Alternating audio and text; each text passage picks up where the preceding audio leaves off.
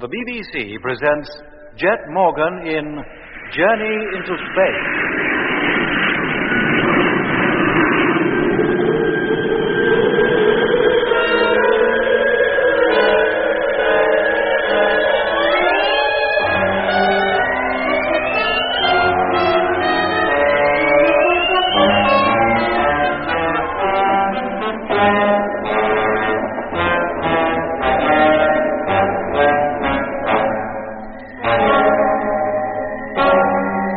With Mitch as an unwilling prisoner and Dobson and Harding operating the sphere, Lemmy and I had managed to escape from the city of Lacastolas and head out over the Argier Desert in search of Jet. Meanwhile, Jet had left the land fleet for a Martian truck, the driver of which had declared himself willing to help Jet get back to Polar Base if he would take the man back to Earth with him. This Jet agreed to do, and so the two men set out in a westerly direction towards the Mare Erythraeum. Oh, what's the matter? What are you sobbing for? They're here. What? Who? Look, up there, hovering above us. A sphere. Good grief. They found us. It's all over. I'm afraid we'll never make it now. Couldn't we make a dash for it? Oh, there'll be no point. But don't worry. No physical harm will come to you. The Martians rely on other methods, and I gather you're immune to the hypnosis. No, I'm not. They hypnotized me the first day I landed here out on the ice. Eh? Then why didn't they... Look! The door's opening. And somebody's stepping out. He's wearing a spacesuit. Well, it's Doc. Hello, Doc. Lemmy, this is Jet. Hello, Jet boy. Then you are in there, mate. It's not McLean. No, it's not. Stay where you are, Lemmy. We're coming out. I'll explain everything when we're safely inside the sphere with you. Okay, Jet, come on.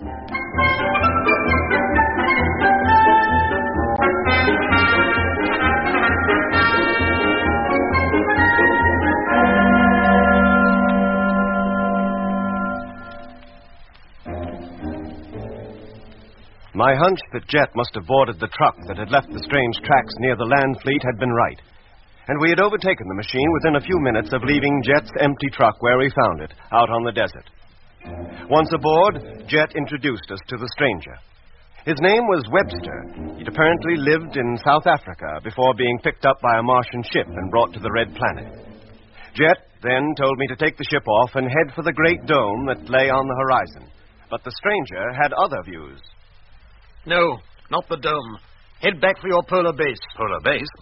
But we'll never find Frank or any of the others up there. I tell you, Mr. Morgan, if you want to get back to Earth to warn them of a proposed invasion, you have no time to lose. Look, out there on the desert, we made a deal. Very well. I'll do what I can. Take off and make for the dome. But don't blame me if you all end up as the crew of number one almost certainly have already. Well, that's our lookout. Okay, Lemmy, take her off. And if you must go there, keep at low level.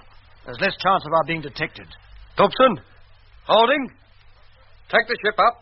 Maximum height, 20 feet. Course, due west. That's it. Once we were underway, Webster examined Dobson and Harding and pronounced them beyond hope, so far as ever getting them back to normal was concerned. He then asked to see Mitch, so Jet and I took Webster to the upper cabin.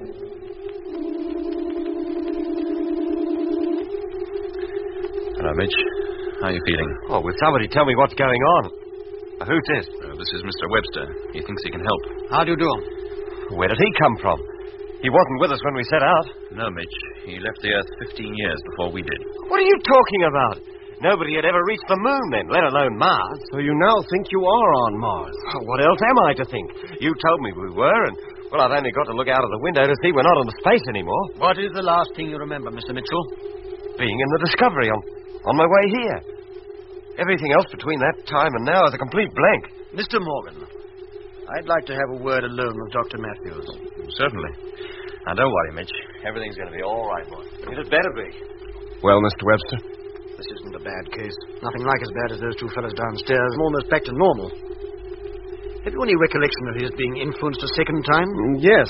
When we took this sphere, that peculiar noise came on, and Mitch and Dobson and Harding fell asleep. Then that was it. Had he been handled properly then, he could have been completely normal by now. But I don't understand. While he is in that sleeping state, it is possible to penetrate right deep down inside a subject's mind. Yes? Tell him he's in Africa, and when he wakes up, he'll believe it. That Dr. Matthews is the Martian method. On the other hand, put him to sleep now, tell him all that has happened to him since the time his memory failed him, When he wakes up again, he'll remember everything. I see. You willing to try it, Doctor? Of course. I'll try anything. Well, we'll leave you alone with him.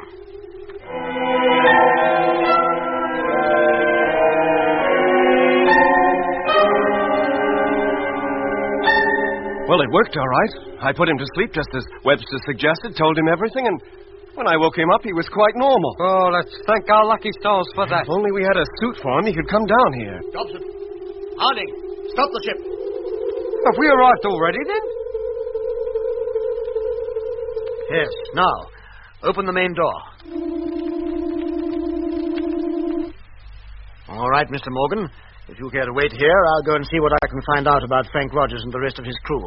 And at the same time, bring a breathing apparatus for Mr. Mitchell. You're going alone? You look rather conspicuous in that spacesuit. Other people here might begin to ask awkward questions. That's all very well, mate, but how do we know what you're up to once you're out of our sight? You don't trust me? We've learned not to trust even our own eyes on this planet. Very well. If it makes you feel any better, I'll get breathing sets for the rest of you, and you can all come. Oh. And then once we're in there, you've got the lot of us.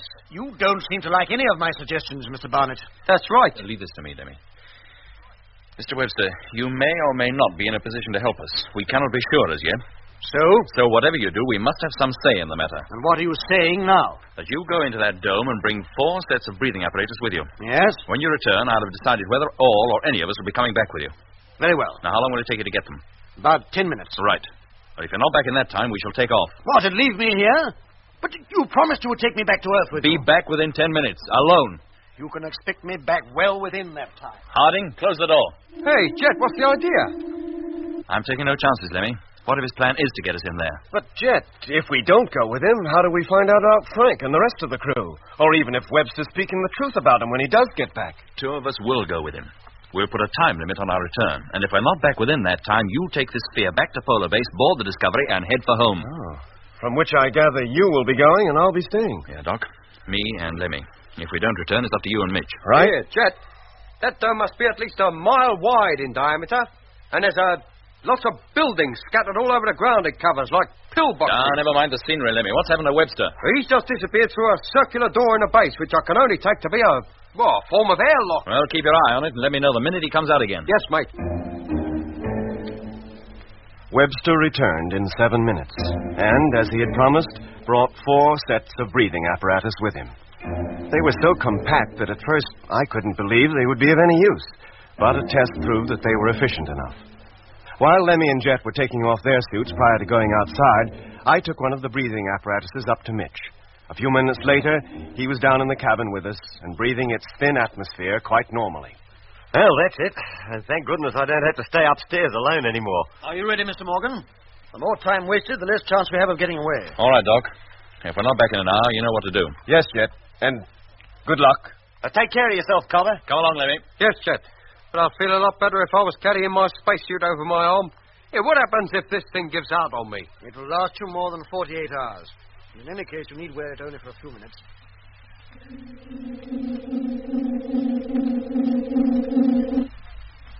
You can take off your masks now. The atmosphere is breathable, all right. Oh, smells just like the London Tube. Now, this way. Where are we now? Inside the wall on which the dome rests. Deep down underground is a factory. Its workers are all conditioned types, but it is run by unconditioned men like myself, on orders received from Larcus Solus. And now we go through here.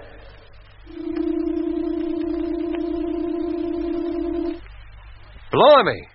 What place is this? It's one of the assembly shops. We have to pass through it to get to the main control room. And look at all them blokes working their insides out down there. Yes, they think they're back on Earth. And what do they think they're doing? Working in an aircraft factory. Making bombers. Hey? Now, come on. We go along here and down the stairs.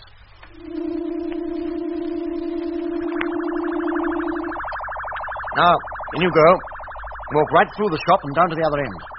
Don't talk to anybody if you can help it. Hey, Jet, what's that poster up there with a picture on it? What's it say? Keep your mouth shut. The enemy is everywhere. And look, that fella under the table, that's Hitler, isn't it? Come on, Lemmy, don't lag behind. Well, what's Hitler got to do with this place? Lemmy, come on. Hey, Chum, got a match? Hey, what was that? Have you got a match for my fag? I've got 5 minutes for a spit in a drawer. Sorry, mate. Right out of matches. Oh, well, never mind. I'll get one from Tom. You going to work here? Maybe. I'm not sure yet. Oh, you didn't give up a good job just because of the war, did you? Because if you did, you would have mugged. Oh? Why? Oh, because it'll all be over by Christmas, that's why. You work on aircraft before? Not the kind you're making. Not a bad life, really. Foreman's a bit of an... Is he? Anyway, there's one thing to be said for working here. If you get any spare time, you can knock yourself up a lighter on the side. Then where's yours? Lemmy, come on. What are you hanging back here for? I'm sorry, Jet. I couldn't just walk away from him. He thinks he's back in the 1940s, working in an aircraft factory. That's what they all must think. And all the time they're making spheres for the perishing Martians.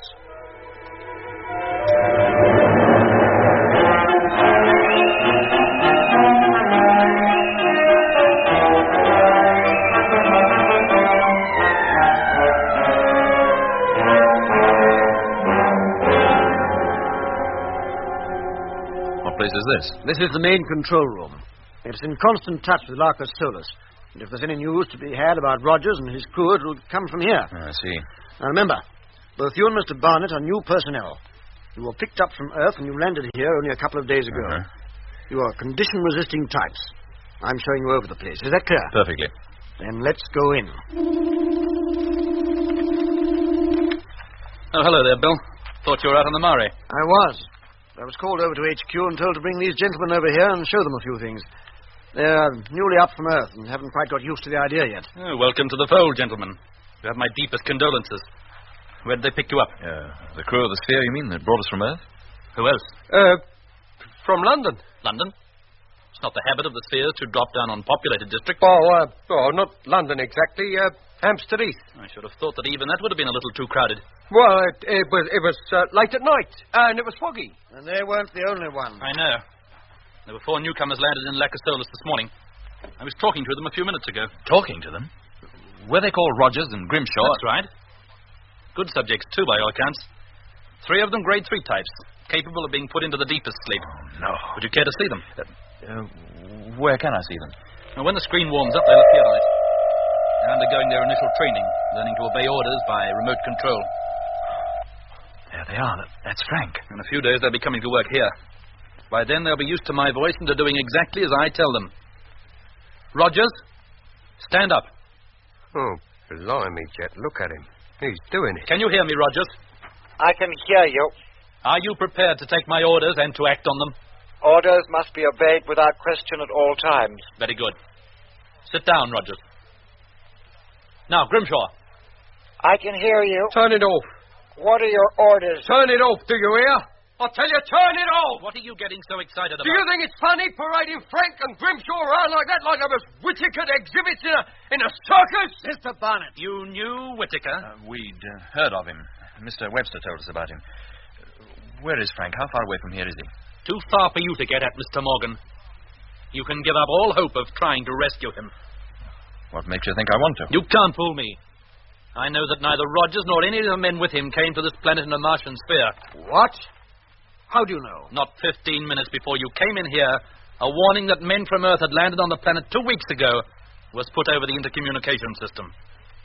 Apparently 2 of them took a sphere from Larcus Solus. The other is still out on the Argia Desert somewhere, and a search for him has already begun. Apparently they know about the proposed invasion of Earth at the next opposition. Don't you, gentlemen? Well, the cat's out the bag now, isn't it? No, Sam. What you say is true. But you are an Earthman yourself, and so am I. I was once. You still are, Sam. In spite of the time you've been up here, you still are. I am a Martian. It is my duty to report the fact that 2 of the Earthmen are here. You mean nobody knows we are here but you? Yes, that Look, is so. Sam, you'd like to go back to Earth, wouldn't you? I came here in 1896. What would be the point? When I left Earth 75 years ago, I was 35 years old. You know what would happen to me the moment I left this planet. I have no wish to die yet. But if we don't get back to Earth, they'll know nothing about the invasion. And how are they going to defend themselves? It is not intended that they should know of the invasion or how to defend themselves. And you cannot be allowed to return to tell them. No, you traitor! Webster, take these men to the living quarters. I'll report their presence here to Larcus Solus immediately. No, Sam, wait. They've promised to take me back to Earth with them. You? What do you want with Earth? You who came here in 1910. I didn't. It was 1956, and I wasn't old. Look at me. Am I old? I could still spend a few more years on Earth, couldn't I? Couldn't I? Don't make me laugh. You'd fade to nothing the moment you put foot on the place. You're not conditioned for Earth, you know. You're not a Whittaker. You've got to believe me, Mr. Morgan. I did come here in 1956. Oh, shut up and get out. And take these Earthmen with you. I have a report to make. Lemmy. Yes, Jet. No, Sam. Don't tell them. Okay, Lemmy, now. Right, now. All right, Lemmy, now. Go on, yes, mate. Go on. That's it. Oh, what have you done? There'll be the tickets to pay. Never mind. I won't get back to Earth. Help us get out of here. Yeah. All right, Lemmy, that's enough. Hey? If anybody could get that gear to work now, it'd be a genius. Right, mate. Now what? Now, back to the sphere. I'm right with you, boy. Come on, Mr. Webster. If you want to get back to Earth, this is your last chance.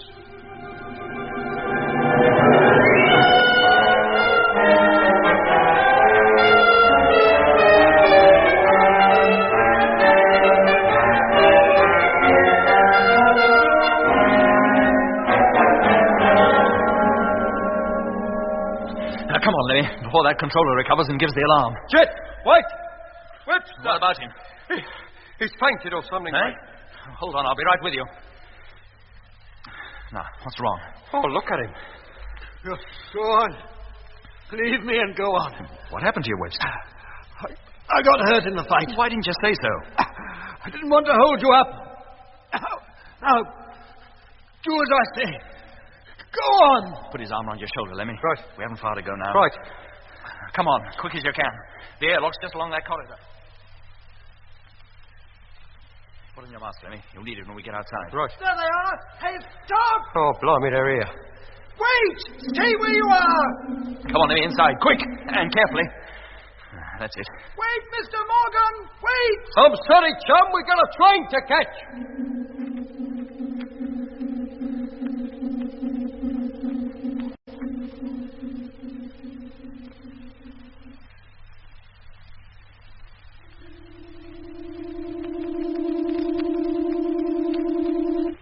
Doc, give me a hand, will you? Webster's hurt. Okay, Jet. Mitch. Right with you, Doc. Okay, Lemmy. We've got him. Right. Take it easy, Mitch. All right. Lay him on the floor. We've got to get out of here, Doc, and quick. They've already got a search party out after us. What about Frank and Grimshaw? I'm afraid there's nothing we can do about them now, Doc. I see. Take a look at Webster, see what you can do for him. Okay. Meanwhile, I'll get the ship underway. Well, come on, Lemmy. What are you hanging around outside for? Them blokes who was following us, they're coming through the airlock. Then come on before they get over here and grab you. But they don't want to grab us, Mitch. They want to come with us. What? Did you hear that, Jet? Yes, I heard it. Harding, take the ship up. Raise it 12 feet and hold it there. 12 feet? And what about the door? Don't you intend to close the door? No, Lemmy, I want to talk to those men down there. All right, Harding, that'll do. Take us with you, Captain. Take us back to Earth. How many of you? Just the four of us, that's all. How long have you been on this planet? 15 years, since 1956. You as well? Isn't there anybody on this part of Mars who came here any other year? You must believe us. We want to go home. We're young, all of us. We've a long life ahead of us, even down on Earth. Don't do it yet. It's a trick to get us to return to ground level. All right, I'll take you, but one at a time. Now, 3 of you go back 100 yards. You'll climb aboard in order, as I tell you. Now, take it easy, Jet. 4 of them could be too much for us. I can't leave them, Mitch. Harding. What are your orders? No, Jet. Wait. What is it, Doc? Come over here. Look at Webster. What's the matter? Come over here and see. Good grief. Yeah. He's dead. Must have received a hard knock during that fight. But he's old. So very old. From looking at him, I'd say nearly 100. But he swore he was young. Said he'd been up here only since 1956. He wanted to get back to Earth so desperately he lied. But he knew that if he did, his age would catch up on him. Well, maybe he thought he'd have just one more glimpse of Earth before he died. Well, Jet, how about those men out there? Are they the same? Harding. What are your orders? Close that door. Head for polar base at maximum speed. No, Captain Morgan, don't leave us. Take us back to Earth.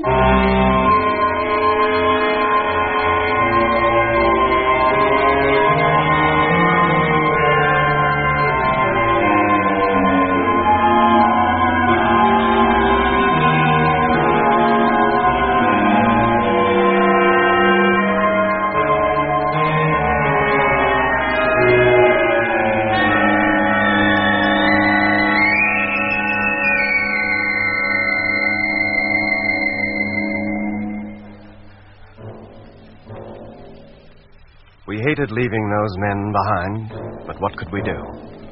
Our one thought now was to get back to Polar Base, the springboard for our long journey back to Earth.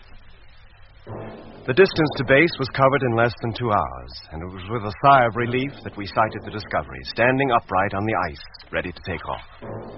Half an hour later, we had left the sphere, were in the flagship, and almost ready to fire the motors. And, up to now at any rate, there was no sign of any machine in pursuit of us.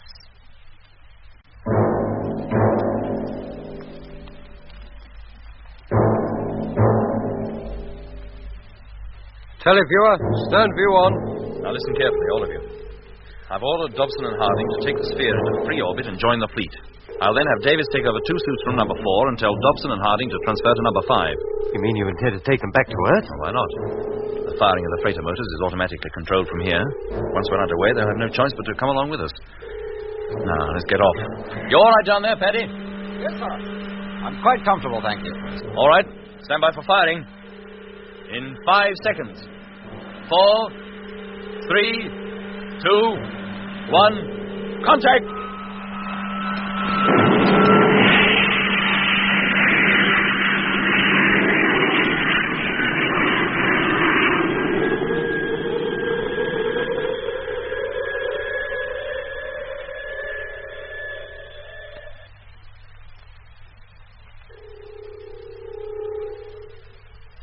Okay, Jet. Discovery in correct position and traveling in free orbit. Right. Now, we'll have to wait an hour before our position is favorable to fire the motors and head for Earth. Lemmy, let Paddy out. As soon as you're settled in your own ship, Paddy, give me a call. I will, sir. Can you see the sphere, Doc? Yes, Jet. It's alongside number 6. There, see it? Yes.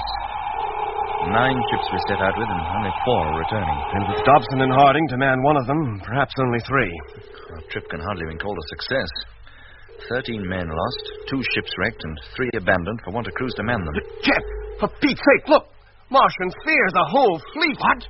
Yes. Where, Doc? Almost directly below us. Dozens of them. Paddy now drifting across to number 3. Hey, listen. There's that music. They're here. They aim to stop us, Jet. Put us all to sleep. How far and fast can those spheres travel? According to that flying Dr. Jet, not very far. Then we'll try to outpace them. Lemmy, let me know as soon as Paddy's entered his ship. He's just reached the airlock now. Call up the ships, Mitch. Have them stand by for takeoff. Right. So it will be only 3 ships after all. Hello, Space Fleet. Discovery calling. Stand by for takeoff. Repeat, stand by for takeoff. Number 3 is a flagship, standing by. Number 4 to flagship, standing by. Oh, blimey, they're giving out with a vengeance this time. Whatever you do, don't go to sleep. Fight it. Photo, Mitch. Okay. And stand by. Position. 3 degrees. 2 degrees. Firing imminent. 1 degree. Contact!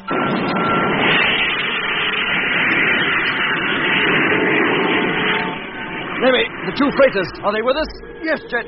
All motors fired simultaneously. Oh, good for them. But Dobson and Harding here haven't moved. I didn't expect it to, Mitch. By now they're obeying other orders than ours. And the spheres are making no attempt to pursue us. We're going to make it. We're going home.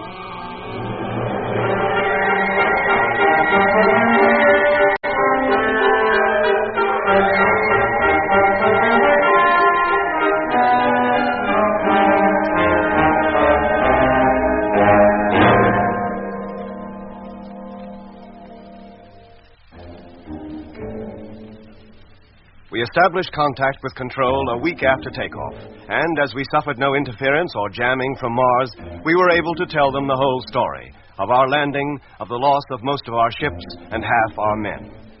The main object of our trip, the exploration of Mars, was virtually unaccomplished. Our only achievement, a few measly specimens of Martian soil picked up in the area around Polar Base when we first landed. But the reason for our premature return had been achieved: to warn the Earth of the proposed Martian invasion during the next close opposition. At first, our story was not believed, but as we passed more and more details of our incredible adventures back to Earth, the truth slowly began to sink in. Hello, Space Fleet. Control calling. Come in, please. Hello, Control. Barnett here. It's requested that full details of the construction of the Martian spheres be passed to Control, together with all known methods of operating same as soon as possible. Oh, blimey, mate. We only flew in them things. We didn't take them apart. Sorry, Lemmy, I don't write these orders, only pass them on. You don't know the commotion your news has caused down here. A Martian invasion of the Earth was never even dreamed of, the last thing anybody expected. I don't see why. We invaded their planet, didn't we? Yes, but that's different. Why? The Martians didn't seem to think so. Anyway, mate, I'll pass the signal on to Jet. I expect he'll be calling you to answer it soon. Okay, Lemmy. Our depleted fleet, consisting of only the flagship and a freighter on either side, limped home on its long journey to overtake the Earth, which we hoped to do some 6 months after leaving the hostile planet. We were constantly at the radio, telling Control everything we could remember, of the people we had met who had originally come from Earth, of the pyramid in the canal, of the great pyramid city in the Lacus Solis. Nothing was left out, and most of it retold over and over again.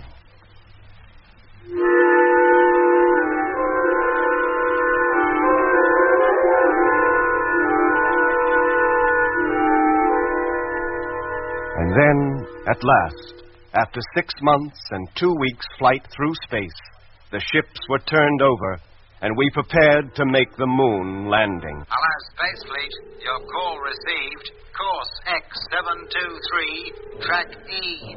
Platform is now cleared and ready for touchdown. And good luck. Thank you, Control. Landing imminent. Doc, gyro. Contact. Motor, Mitch. Okay. And stand by for firing. Height, 10,000. Position, Lemmy. Hang on. 9,000. Well, we made it. That's something. I only wish it was good news we was bringing home. 8,000. And when we do land, I expect we'll go straight into the interrogation room and stay there. We'll be lucky to get home in a month of Saturdays. 7,000. Stand by, Doc. Okay. Lemmy. Yes, mate. All right on my end. Fighters turned over an information. 6,000. 5,000. Contact!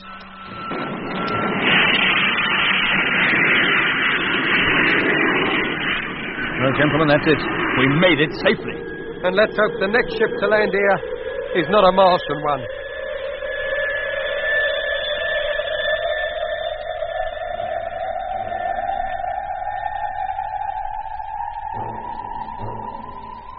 And so man's first trip to Mars was over. But it marked only the beginning of man's dealings with that fiery planet. The invasion of Earth did indeed begin 2 years later, 13 years before it was intended. No doubt after their plans had become known, the Martians thought it best to strike immediately, and the first ships of the Martian invasion fleet landed in Asia on September 23rd, 1973. But that's another story.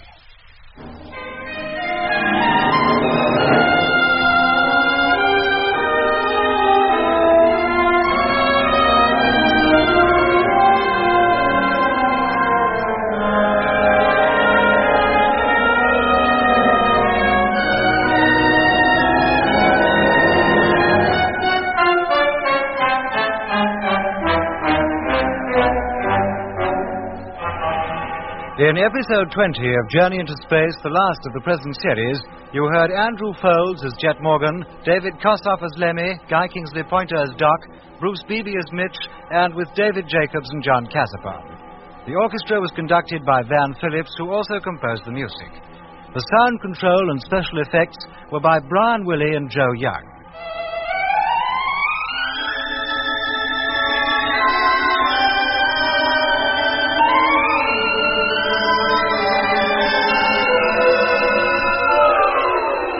Journey into Space is written by Charles Chilton and produced by him in the London studios of the BBC.